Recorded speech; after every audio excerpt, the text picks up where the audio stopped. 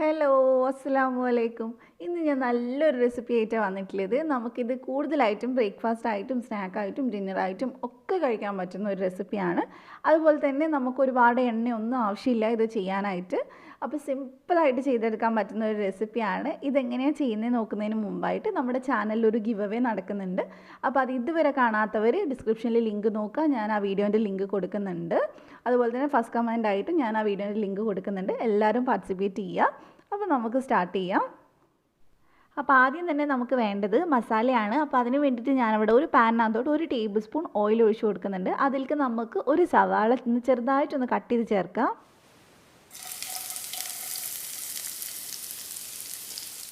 ഇനി നമുക്കിതൊന്ന് വഴറ്റിയെടുക്കാം. ഒരുപാട് അങ്ങ് വഴറ്റിയെടുക്കണമെന്നില്ല, ചെറുതായിട്ടൊന്ന് വഴറ്റി കിട്ടിയാലും മതി. അപ്പോൾ നമുക്കിത് നന്നായിട്ട് മിക്സ് ചെയ്തതിന് ശേഷം ഇതിനകത്തോട്ട് ആവശ്യത്തിന് ഉപ്പ് ചേർത്ത് കൊടുക്കാം. അതേപോലെ തന്നെ നമ്മൾ ഇതിലേക്ക് കുറച്ച് കറിവേപ്പിലയും ചേർക്കുന്നുണ്ട്. ഇനി നമുക്കിതൊന്ന് വഴറ്റിയെടുക്കണം. അപ്പോൾ സവാള ചെറുതായിട്ടൊന്ന് വാടി വരുന്ന സമയത്ത് നമുക്കിതിനകത്തോട്ട് ഇഞ്ചിയും വെളുത്തുള്ളിയും ഒന്ന് ചേർത്ത് കൊടുക്കുക. ഒരു 5-6 വെളുത്തുള്ളി ഉണ്ടാവും, അതുപോലെ ഒരു കഷ്ണം ഇഞ്ചി ഉണ്ടാവും. അതൊന്ന് കുത്തിയത് ചേർത്ത് കൊടുത്തിട്ടുണ്ട്. അപ്പോൾ ഇത് നമുക്കൊന്ന് ജസ്റ്റ് ഒരു മിനിറ്റ് ഒന്ന് വഴറ്റിയെടുക്കാം.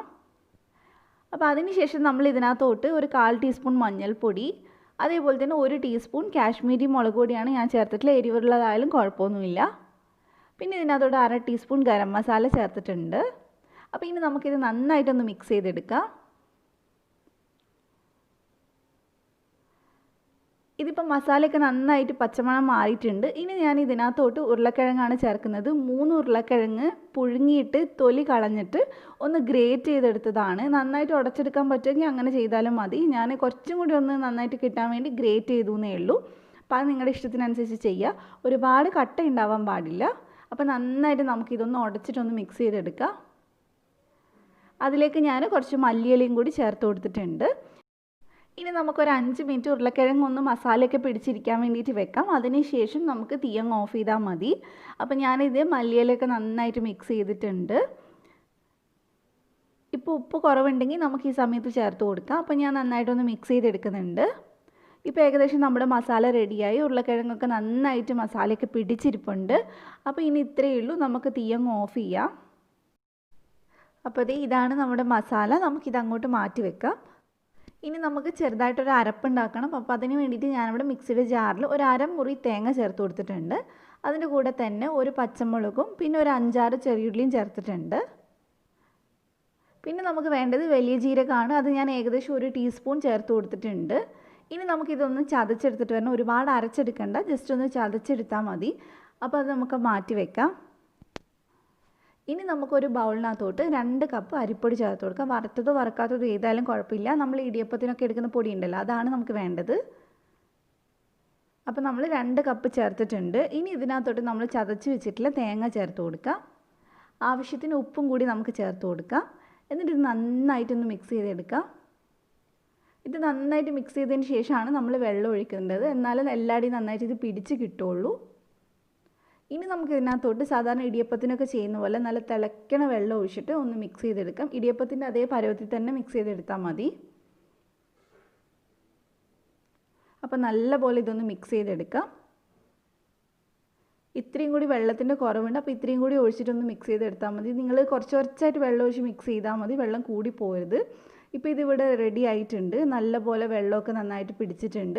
ഇനി നമുക്കിതൊന്ന് അടച്ച് വെച്ചിട്ട് ഒരു 10 മിനിറ്റ് ഒന്ന് മാറ്റി വെക്കാം. ആ ചൂടും ഒന്ന് ആറും, അതുപോലെ തന്നെ കുറച്ചൊന്ന് വേവുകയും ചെയ്യും. അപ്പോൾ ഇപ്പോൾ ഒരു 10 മിനിറ്റൊക്കെ കഴിഞ്ഞിട്ടുണ്ട്. ഇനി നമുക്കിത് കൈ വെച്ചിട്ട് നന്നായിട്ടൊന്ന് മിക്സ് ചെയ്തെടുക്കാം. ഇപ്പോൾ ഒരുപാട് ചൂടൊന്നും ഇരിപ്പില്ല. നല്ല സോഫ്റ്റായിട്ടാണ് മാവ് ഉള്ളത്. ഒരുപാട് ഡ്രൈ ആയി പോകരുത്, കാരണം നമ്മൾ അത് വേവിക്കുന്ന സമയത്ത് അപ്പോൾ പൊട്ടിപ്പോകാൻ സാധ്യതയുണ്ട്. അപ്പോൾ കുറച്ചുകൂടെ സോഫ്റ്റ് ആക്കിയിട്ട് എടുക്കുക. ഇനി നമുക്ക് 2 കൈയിലും എണ്ണ തടവിയതിന് ശേഷം നമുക്ക് ഇതിൽ നിന്ന് ഒരു വലിയ ഉരുള എടുക്കാം. ഈ ഒരു വലുപ്പത്തിലെടുത്താൽ മതി. എന്നിട്ട് നമുക്ക് കയ്യിൽ വെച്ചിട്ട് നന്നായിട്ട് പരത്തിയെടുക്കാം. ഇത് നമ്മൾ ഉണ്ടാക്കുന്ന സമയത്ത് ഒരുപാട് കട്ടിയായി പോകാൻ പാടില്ല. അപ്പോൾ എന്നെ കടിക്കുന്ന സമയത്ത് നമ്മൾ അരിമാവ് മാത്രമായിട്ട് ഫീൽ ചെയ്യും. അപ്പോൾ നമ്മൾ ഒത്തിരി കട്ടിയാക്കണ്ട. അപ്പോൾ ഞാൻ ഇതിലേക്ക് 2 ടേബിൾ സ്പൂൺ മസാലയും കൂടി വെച്ച് കൊടുത്തിട്ടുണ്ട്. ഇനി നമുക്ക് നന്നായിട്ടൊന്ന് മടക്കിയെടുക്കാം. ഫുള്ളായിട്ടൊന്ന് കവർ ചെയ്തെടുത്താൽ മതി. ഇതുപോലെ ചെയ്തെടുത്താൽ മതി. എന്നിട്ട് നമുക്കൊന്ന് ഉരുട്ടിയെടുക്കാം. ഷേപ്പ് നിങ്ങൾക്ക് ഇഷ്ടമുള്ള ഷേപ്പാക്കി എടുക്കാം. ഞാൻ ഇവിടെ ഒരു ട്രയാങ്കിൾ ഷേപ്പിലാണ് ചെയ്യുന്നത്. ഇതുപോലെ റൗണ്ട് ഷേപ്പ് ആയാലും കുഴപ്പമൊന്നുമില്ല, കാണാൻ ഭംഗി തന്നെയാണ്. അപ്പോൾ അത് ഞാനിത് ഈ ഒരു ഷേപ്പിലാണ് കേട്ടോ ഉണ്ടാക്കിയെടുത്തിട്ടുള്ളത്. അപ്പോൾ ഇത് നമുക്കങ്ങ് മാറ്റി വെക്കാം. ഇതേപോലെ തന്നെ നമുക്ക് അടുത്തത് ഒന്ന് ചെയ്തെടുക്കാം. നന്നായിട്ടൊന്ന് ഉരുട്ടിയെടുക്കുക. എന്നിട്ട് നമുക്ക് കയ്യിൽ വെച്ച് പരത്തിയെടുത്താൽ മതി. ഞാനിത് ബ്രേക്ക്ഫാസ്റ്റ് ആയിട്ടാണ് കേട്ടോ ഉണ്ടാക്കിയിട്ടുള്ളത്. ബ്രേക്ക്ഫാസ്റ്റ് ആയിട്ടും സ്നാക്കായിട്ടും ഒക്കെ കഴിക്കാൻ പറ്റുന്നത് തന്നെയാണ്. അപ്പോൾ അത് നിങ്ങളുടെ ഇഷ്ടത്തിനനുസരിച്ച് ചെയ്യാം. എന്നും നമ്മൾ ഒരേപോലത്തെ ബ്രേക്ക്ഫാസ്റ്റ് കഴിച്ച് മടുക്കുന്ന സമയത്ത് ഉണ്ടാക്കാൻ പറ്റിയ ഒരു ബ്രേക്ക്ഫാസ്റ്റ് ആണ്. കുറച്ചും കൂടെ ഹെൽത്തിയാണ്. അപ്പോൾ എല്ലാവരും ഒന്ന് ട്രൈ ചെയ്യുക, പെട്ടെന്ന് തന്നെ ട്രൈ ചെയ്യുക. നമ്മൾ ഈ ഒരു രീതിക്ക് 2-3 സ്നാക്ക് ഓൾറെഡി ഇട്ടിട്ടുണ്ട്, പക്ഷേ ഫില്ലിംഗ് ഒക്കെ വേറെയാണ്. അപ്പോൾ നിങ്ങൾ ഇതും ഒന്ന് ട്രൈ ചെയ്ത് നോക്കുക. അപ്പോൾ ഞാനിത് ഷേപ്പാക്കി എടുത്തിട്ടുണ്ട്. അപ്പോൾ ഇനി നമുക്കിതൊന്ന് വേവിച്ചെടുക്കണം. അപ്പോൾ ഇത് നമുക്ക് അവിടെ മാറ്റി വെക്കാം. ഏകദേശം ഒരു 10-12 എണ്ണം നമുക്ക് ഇതിൽ നിന്ന് ഉണ്ടാക്കിയെടുക്കാൻ പറ്റും. അപ്പോൾ ഇനി ഞാനിത് വേവിക്കാനായിട്ട് സ്റ്റീമർ വെച്ചിട്ടുണ്ട്. അതിൽ വെള്ളം ഒഴിച്ച് വെച്ചിട്ടുണ്ട്. അതിൻ്റെ മേലെ ഇത് തട്ട് വെച്ചിട്ടുണ്ട് കേട്ടോ. അപ്പോൾ ഇതിനകത്തോട്ട് നമുക്ക് കുറച്ച് എണ്ണയൊന്ന് സ്പ്രെഡ് ചെയ്ത് കൊടുക്കാം. അങ്ങനെയാണെങ്കിൽ ഇത് വല്ലാണ്ട് അങ്ങ് താഴെയൊന്നും ഒട്ടിപ്പിടിക്കില്ല. അപ്പോൾ ഇനി നമുക്ക് ഇതിനകത്തോട്ട് നമ്മൾ ഉണ്ടാക്കി വെച്ചിട്ടുള്ളത് വെച്ച് കൊടുക്കാം. പിന്നെ നിങ്ങൾ മേലെ ഓരോന്നിൻ്റെ മേലെ വെക്കുന്നുണ്ടെങ്കിൽ അതിൻ്റെ മുകളിൽ കുറച്ച് എണ്ണ തടവി വെക്കുവാണെങ്കിൽ നമുക്ക് വെന്ത് കഴിയുമ്പോൾ ഇളക്കിയെടുക്കാൻ സുഖമായിരിക്കും. അപ്പോൾ അത് ഇതേപോലെ ഒന്ന് ജസ്റ്റ് ഒന്ന് എണ്ണയാക്കി കൊടുത്തു കഴിഞ്ഞാൽ പെട്ടെന്ന് ഇളക്കിയെടുക്കാൻ പറ്റും. അപ്പോൾ ഞാൻ എല്ലാം ഒരുമിച്ച് തന്നെയാണ് വേവിച്ചെടുത്തിട്ടുള്ളത്. ഇനി ഇത് അടച്ചു വെച്ചിട്ട് നമുക്കൊരു 15-20 മിനിറ്റ് വരെ നമുക്കൊന്ന് വേവിച്ചെടുക്കണം ഒരു മീഡിയം ഫ്ലെയിമിൽ. അപ്പോൾ അത് അവിടെ വേവുന്ന സമയത്ത് നമുക്കിതിന് വേണ്ട മസാല ഉണ്ടാക്കാം. അപ്പോൾ ഞാനിവിടെ ഒരു ബൗളിനകത്തോട്ട് 3 ടീസ്പൂൺ കാശ്മീരി മുളക് പൊടി എടുത്തിട്ടുണ്ട്. പിന്നെ കുറച്ച് മഞ്ഞൾപ്പൊടി ഇട്ടിട്ടുണ്ട്. അതിൻ്റെ കൂടെ തന്നെ ഞാനിവിടെ കുറച്ച് ഗരം മസാല ഇട്ടിട്ടുണ്ട്. ഒരു 1/4 ടീസ്പൂണൊക്കെ ഉണ്ടാവുള്ളൂ. പിന്നെ ആവശ്യത്തിന് ഉപ്പിട്ടിട്ടുണ്ട്. ഇനി നമുക്ക് ഇതിനകത്തോട്ട് വെള്ളം ഒഴിച്ചിട്ട് ഇതൊന്ന് മിക്സ് ചെയ്തെടുക്കാം. ഇത് കുറച്ചും കൂടെ സ്പൈസി ആയിട്ട് കഴിക്കുമ്പോഴാണ് ടേസ്റ്റ് ഉണ്ടാവുക. അതുപോലെ തന്നെ കാശ്മീരി ആയതുകൊണ്ട് ഒരുപാട് അങ്ങ് എരിവും ഉണ്ടാവില്ല കേട്ടോ. കഴിക്കാൻ പറ്റാത്തൊരു എരിവൊന്നും ഉണ്ടാവില്ല. നല്ലൊരു കളറുണ്ടാവും. ഇത് കുറച്ച് കട്ടിയായിട്ടുള്ളത്. അപ്പോൾ ഇച്ചിരിയും കൂടി വെള്ളം ഒഴിച്ചിട്ട് നമ്മളൊന്ന് മിക്സ് ചെയ്തെടുക്കുന്നുണ്ട്. കാരണം ഒരുപാട് കട്ടിയിലല്ല വേണ്ടത്, ഈ ഒരു പരുവത്തിൽ മതി. അപ്പോൾ ദേ ഇതിവിടെ വെന്ത് വന്നിട്ടുണ്ട്. 20 മിനിറ്റൊക്കെ കഴിഞ്ഞിട്ടുണ്ട്.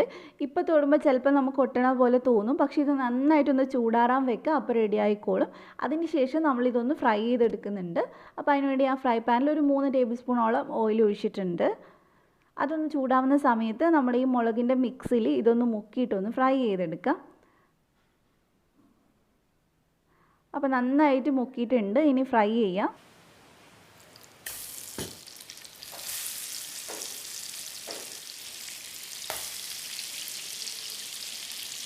അപ്പോൾ ഇതെല്ലാം ഇട്ടതിന് ശേഷം നമുക്കിത് നന്നായിട്ടൊന്ന് മൊരിച്ചെടുക്കണം. 2 സൈഡ് നല്ലപോലെ മൊരിച്ചെടുക്കണം. അങ്ങനെയാണെങ്കിലാണ് ഇത് കഴിക്കാൻ ടേസ്റ്റ് ഉണ്ടാവുക. അപ്പോൾ മസാല ഒരു സൈഡ് റെഡി ആവുന്ന സമയത്ത് നമുക്കൊന്ന് തിരിച്ചിട്ട് കൊടുക്കാം. അത്യാവശ്യം കുറച്ച് സ്പൈസി ആക്കുമ്പോഴാണ് കേട്ടോ കൂടുതൽ ടേസ്റ്റ്. അപ്പോൾ നിങ്ങൾക്ക് സ്പൈസി ആയിട്ടുള്ള കഴിക്കാൻ ഇഷ്ടമാണെങ്കിൽ മുളക് ഇച്ചിരിയും കൂടി ഇട്ടിട്ട് ചെയ്തോളൂ. കാരണം അതാണ് കുറച്ചും കൂടി ടേസ്റ്റ് ഉണ്ടാവുക. അപ്പോൾ 2 സൈഡ് നമുക്ക് നന്നായിട്ടൊന്ന് മൊരിച്ചെടുക്കാം എണ്ണയിലിട്ടിട്ട്. കുറേ നേരമൊന്നും വെക്കേണ്ട ആവശ്യമില്ല. തീ ഇച്ചിരി കൂട്ടി വെച്ചിട്ട് ചെയ്താലും മതി. അപ്പോൾ അത് നമ്മുടെ ഫസ്റ്റത്തത് ഇവിടെ റെഡി ആയിട്ടുണ്ട്. കാണുമ്പോൾ തന്നെ നിങ്ങൾക്ക് മനസ്സിലാവുന്നുണ്ടാവും നന്നായിട്ട് പുറം ഭാഗം മൊരിഞ്ഞിരിക്കുകയാണ്. അതുപോലെ തന്നെ കുറച്ച് എരിവൊക്കെ ആയിട്ട് നല്ല രുചിയാണ് കഴിക്കാൻ. അപ്പോൾ ഇതേപോലെ തന്നെ നമുക്കിനി എല്ലാം എടുത്ത് മാറ്റിയിട്ട് ബാക്കിയുള്ളത് ഇട്ടൊന്ന് ഫ്രൈ ചെയ്തെടുക്കാം. അപ്പോൾ ഈ റെസിപ്പി എല്ലാവർക്കും ഇഷ്ടമായിട്ടുണ്ടാകുമെന്ന് വിചാരിക്കുന്നു. പെട്ടെന്ന് തന്നെ ട്രൈ ചെയ്ത് നോക്കുക. ഉറപ്പായിട്ടും ഇഷ്ടം. ഇതിൻ്റെ കൂടെ വേറെ കറിയൊന്നും ആവശ്യമില്ല. ചുമ്മാ കടിച്ച് തിന്നാൻ തന്നെ അടിപൊളിയാണ്. അപ്പോൾ നിങ്ങൾക്ക് ഈ റെസിപ്പി ഇഷ്ടമായിട്ടുണ്ടെങ്കിൽ ലൈക്ക് ചെയ്യുക, ഷെയർ ചെയ്യുക. സബ്സ്ക്രൈബ് ചെയ്യാതെ കാണുന്നവരുണ്ടെങ്കിൽ ഒന്ന് സബ്സ്ക്രൈബ് ചെയ്യുക. എന്നിട്ട് തൊട്ടടുത്തുള്ള ബെല്ല് ക്ലിക്ക് ചെയ്തിട്ട് ഓളും കൂടി ക്ലിക്ക് ചെയ്യുക. എന്നാൽ മാത്രമേ ഞാൻ വീഡിയോസ് ഇടുമ്പോൾ നോട്ടിഫിക്കേഷൻ വരുള്ളൂ. അപ്പോൾ മറ്റൊരു വീഡിയോ ആയിട്ട് ഇൻഷാ അല്ലാഹ് നമുക്ക് വീണ്ടും കാണാം. Thank you for watching.